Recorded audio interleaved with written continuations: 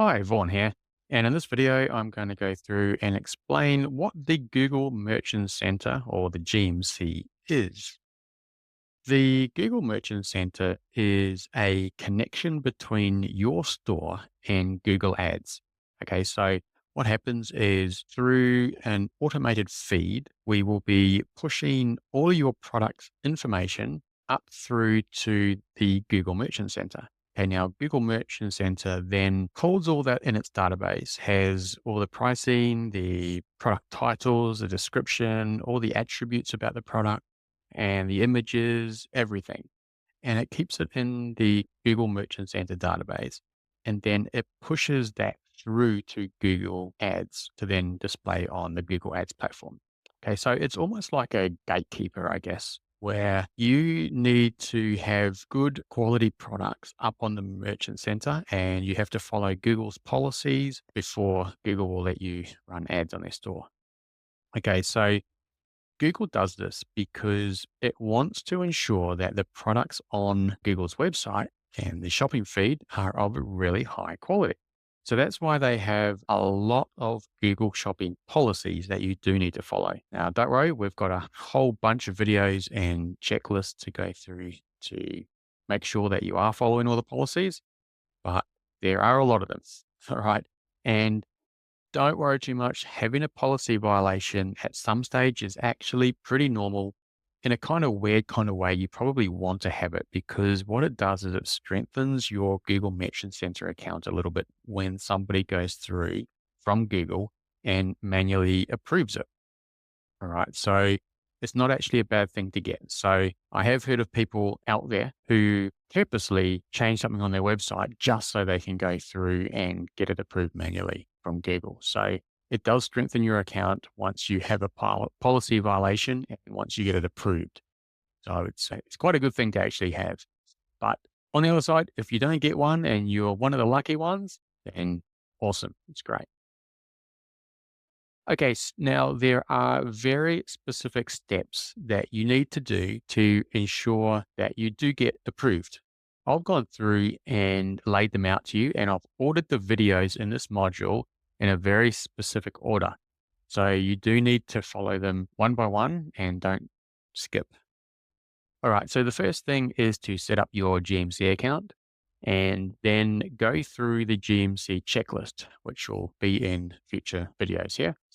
Okay. Now, when you get to the point of adding your products manually into your Google Merchant Center account is when you have the first chance of getting a policy violation. So what happens is when you upload your products manually, then Google go through and do a bit of a check on your website and check everything, make sure everything's aligned. And if you just missed one of those things on the checklist or Google found something that wasn't quite right, then it will flag your account for a policy violation. That's when it's going to happen. If it doesn't and you have everything perfect, then you'll see a screen like the one here and you'll see your products are approved. See how I've got 3 products there and they're all approved. It's nice and green. All right. So sometimes that process does take 2 or 3 days before they turn into the green there. All right. So they'll be under review until they go green. If it goes into the not approved, that means you've been hit with one of the violations and there's something wrong and you need to go through and have a look. All right. So it's at that point when it will happen. Give it a little bit of time. Once they go green, you know that you're good to continue on and carry on through these steps. Okay, so the reason we upload the products manually to start with is just to take out another variable through the API feed. Okay, because there's a lot of things that can go wrong. We just want it to be nice and smooth, and it's really just a problem solving step. We want to put your products up manually first, and then once they are approved manually, then we can continue and change everything over to an API automated feed. Now, the next point where you're going to get a policy violation check is when you link your Google Merchant Center with your ad account and you start running ads. Okay. That's when Google do another check and they'll go through and just check, make sure that everything is all good before they actually start displaying your ad on their website.